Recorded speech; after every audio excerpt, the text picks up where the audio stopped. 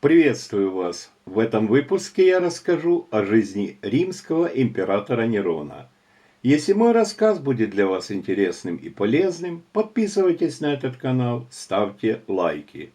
Император Нерон Клавдий Цезарь Август Германик родился 15 декабря 1937 года в семье Гнея Домиция Агенобарба и Агриппины-младшей, дочери популярнейшего римского полководца Германика и сестры императора Калигулы. При рождении он получил имя Луций Домиций Агенобарб.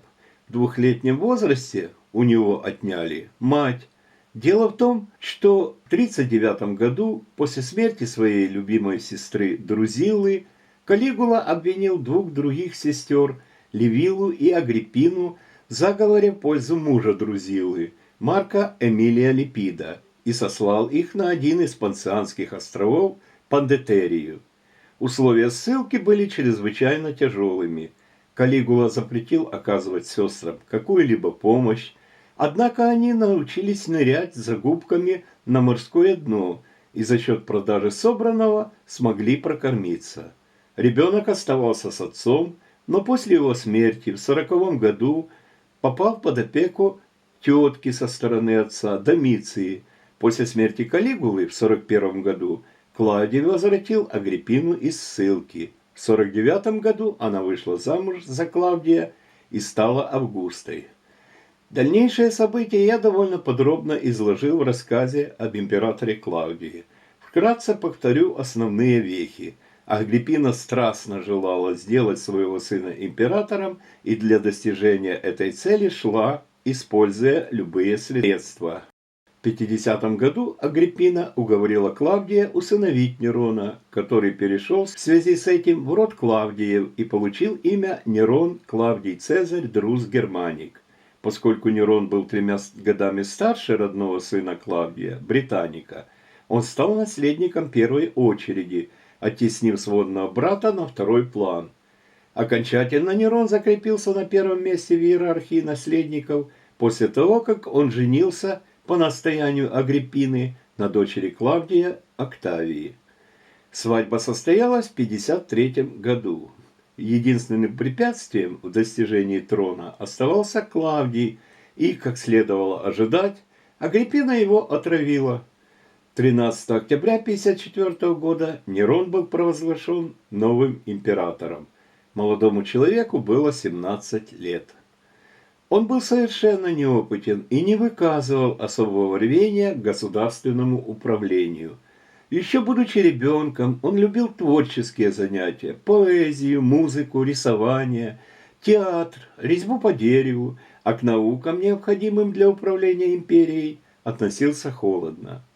Сначала подлинным правителем государства была властная Агриппина, однако император быстро стал тяготиться таким положением дел и постепенно отстранил ее от управления империей, перепоручив эти обязанности фактически двум людям. Это были известный философ Луций Анней Сенека, которого сама Агриппина еще в 1949 году возвратила из ссылки специально для того, чтобы он стал воспитателем юного Нерона, а также префект префектарианцев Секст Афраний Бур. В течение 7 лет, то есть практически всю первую половину правления Нерона, они были фактически правителями Рима. Во время своего правления эти деятели, как говорится, охулки на руку не клали и изрядно разбогатели. Так Сенека, воспользовавшийся своим положением, сумел сколотить состояние в 300 миллионов сестерций. Но Сенека и Бур тесно сотрудничали и проводили весьма продуманную и осмысленную политику. И у историков постоянно возникает соблазн назвать эти 7 лет едва ли не лучшими для империи в первом веке.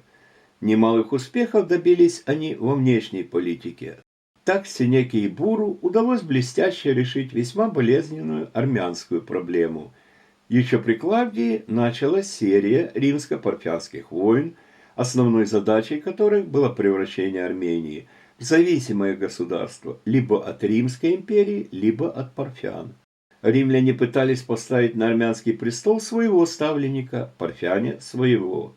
Уступать никто не хотел, и, казалось, войнам не будет конца. Армения для Рима была как чемодан без ручки. И бросить жалко, и удержать невозможно. Тогда в Риме решили сбагрить с рук столь дорогостоящий приз, сохранив при этом престиж. Нероновская администрация признала царем Армении парфянского ставленника Тиридата, брата парфянского же царя Валагеза I, при условии, что он отправится в Рим, где принесет вассальную присягу и получит царскую тиару из рук Нерона. Результат превзошел самые оптимистические ожидания.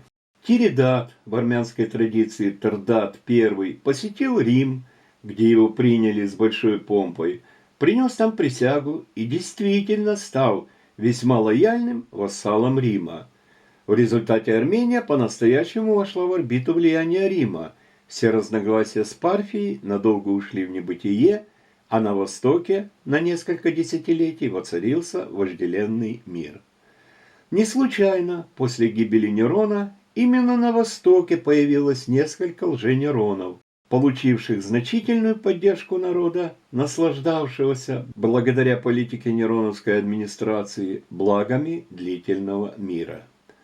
Точно так же, путем умелого совмещения разумного применения силы и необходимых компромиссов, удалось надолго умиротворить Британию после восстания Боудикки. Внутренняя политика также была весьма успешной. В эпоху раннего Нерона было налажено деловое сотрудничество императорской администрации с Сенатом, который был привлечен к решению важнейших вопросов внутренней политики. Значительную популярность принесла Нерону борьба с коррупцией. Увы, мой зритель, вопрос борьбы с коррупцией актуален не только ныне, но был весьма животрепещущим и в эпоху Нерона. Налоги собирали откупные компании, щедро делившиеся с представителями местной администрации сверхприбылями, с тем, чтобы они не замечали многочисленных нарушений закона при собирании налогов. Теперь надзор за деятельностью откупщиков был возложен на чиновников финансового ведомства, императорской канцелярии, преимущественно вольноотпущенников, имевших значительно меньше возможностей для личного обогащения, чем сенаторы и всадники из провинциальных администраций. Немало должностных лиц, обвиненных в коррупции и вымогательстве, пошли под суд. К тому же сами налоги и сборы были уменьшены вдвое, а на продовольственные товары, возимые морским путем, налоги были и вовсе отменены. Следует также отметить, что Сенеке и Бурру удавалось сдерживать артистические увлечения императора в рамках приличия и таким образом избегать скандалов. Однако Агриппина постоянно старалась оттеснить Сенеку и Бурра от управления государством.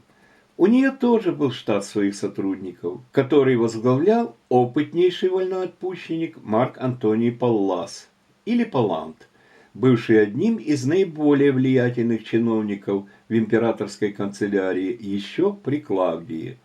Он, между прочим, сумел нажить состояние в 400 миллионов. Однако после недолгой борьбы партия Бурра и Сенеки победила, и в 55 году Агриппина вместе с Палласом была полностью устранена от управления и удалена из дворца.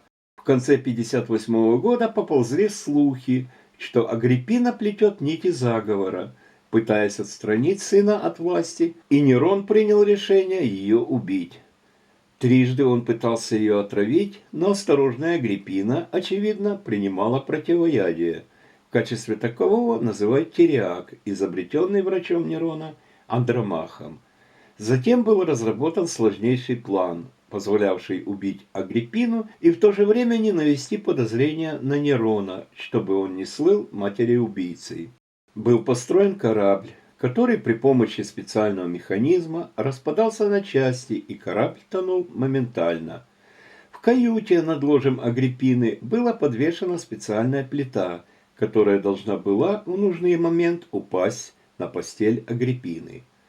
Но и это покушение не удалось. Свинцовую плиту задержала высокая спинка кровати, а механизм разрушения корабля не сработал. Корабль накренился, и Агриппина, великолепная пловчиха, спрыгнув за борт, плавно добралась до берега. Перепуганный Нерон приказал ее убить, уже невзирая ни на какие условности.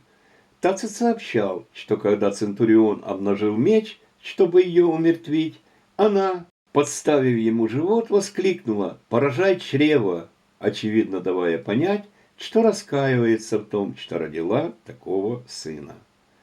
Хотя тот же Тацит утверждал, что Агриппина уже давно знала о своей судьбе, ибо за много лет до смерти обратилась к халдейским магам с вопросом о судьбе Нерона.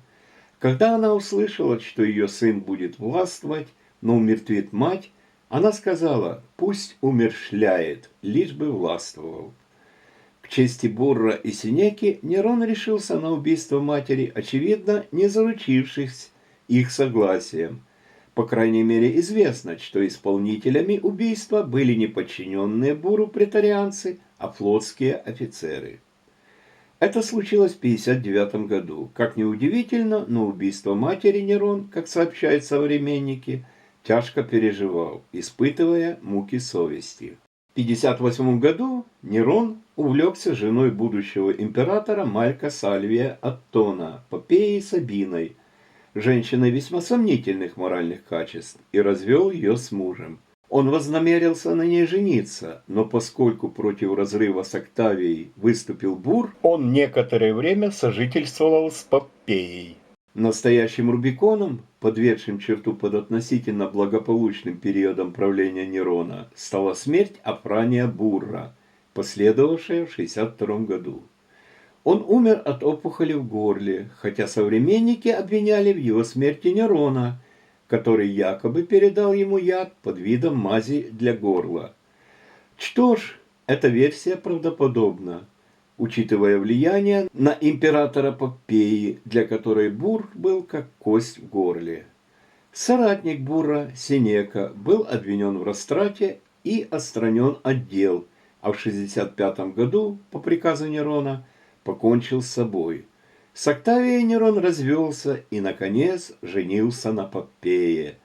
Вдобавок Октавия была обвинена в заговоре и убита. Собственно, ей насильственно скрыли вены на руках и ногах. Характерный штрих. Голову убитой Октавии привезли показать торжествующей Попее. Следует отметить, что замужество не принесло счастья и Попее. В 65 году во время одной из ссор пьяный Нерон пнул беременную Попею ногой в живот. Императрица и ее нерожденный ребенок погибли. После смерти Попеи Нерон пустился в сексуальное распутство в духе Калигулы. Как указывал Светоний, он справил свадьбу с мальчиком Спором, чрезвычайно похожим на Попею, с великой пышностью ввел ее в свой дом и жил с ним, как со своей женой. В связи с этим в Риме стала популярная шутка, как счастливы были бы люди, если бы у Неронова отца была бы такая же жена.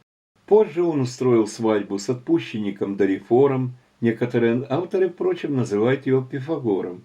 Но теперь Нерон был в роли невесты, а не жениха. Нередкими были разнузданнейшие оргии, во время которых, как отмечал Светоний, Нерон в звериной шкуре выскакивал из клетки, набрасывался на привязанных к столбам голых мужчин и женщин и, насытив дикую похоть, отдавался вольноотпущеннику Дорифору. Возобновились процессы по оскорблению величия, в результате которых приняли смерть многие римляне, в том числе и Марк Антоний Паллас. Вообще, согласно Светонию, он казнил уже без меры и разбора кого угодно и за что угодно. Начались массовые конфискации имущества у представителей высших слоев. Расцвело доносничество. Сенеку и Бура заменили Фений Руф и Гай Сафоний Тигеллин, новые префекты притория. Это были люди иного пошиба, чем их предшественники, совершенно аморальные и жестокие, окружившие Нерона толпой льстецов, превозносящих до небес любое деяние императора. И тот совершенно утратил связь с реальностью. В этот период Нерон уж совершенно утратил интерес к управлению государством, и фактически правителями Рима стали Руф и Тигеллин, а после казни Фения Руфа в 65 году и до смерти Нерона единолично Гай Сафоний Тигеллин. Интересы Нерона сосредоточились на искусстве. Нерон любил петь, играть на кефаре, сочинял пьесы и стихи, наслаждался участием в соревнованиях поэтов, а также спортивных состязаниях на колесницах. Весьма тщательно он работал над эпической поэмой о гибели Трои. Долгое время Бур и Сенека не допускали выступлений императора на широкой публике.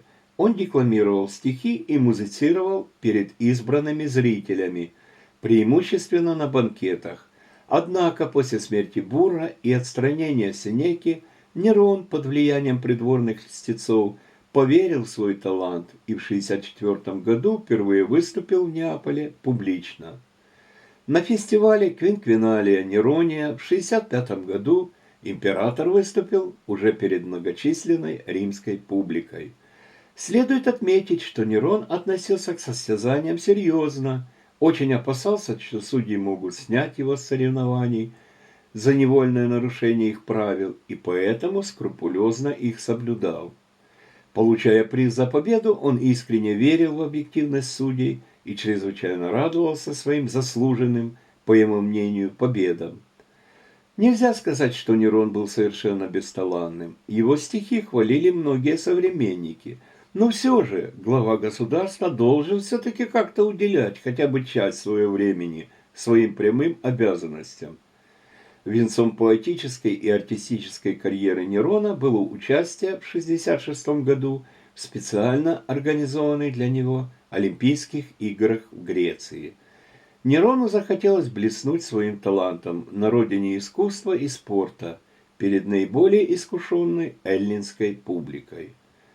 Льстивые греки во всех соревнованиях, разумеется, присуждали ему победу, даже если было совершенно очевидно, что это не так. Так, в одном из состязаний Нерон управлял колесницей, запряженной 10 лошадьми, и был выброшен из нее. И хотя он не смог продолжать гонку, ему была присуждена награда, за что судьи получили, между прочим, 1 000 000 сестерций. Растроганный Нерон награду за теплую встречу освободил греческие полисы от налогов, дал Греции свободу. Впрочем, греки пользовались этой свободой недолго. Веспасиан, придя к власти, немедленно отменил эту свободу, заявив в своем неподражаемом стиле, что грекам еще надо дорасти до свободы. Рассказ о Нероне был бы неполным, если не упомянуть о пожаре Рима и событиях с ним связанными. В ночь на 19 июня 1964 года в Риме вспыхнул наибольший за всю историю Рима пожар, бушевавший 5 дней. В ходе пожара из 14 кварталов Рима уцелело лишь 6. Множество людей погибло. Распространились слухи, что виновником пожаров был сам Нерон. Так Светоний сообщает, что многие жители ловили у себя во дворах его слуг с факелами и паклей, но не осмеливались их трогать, а сам Нерон на этот пожар смотрел с одной из башен, наслаждаясь, по его словам, великолепным пламенем, и в театральном одеянии пел поэму «Крушение Трои» собственного сочинения.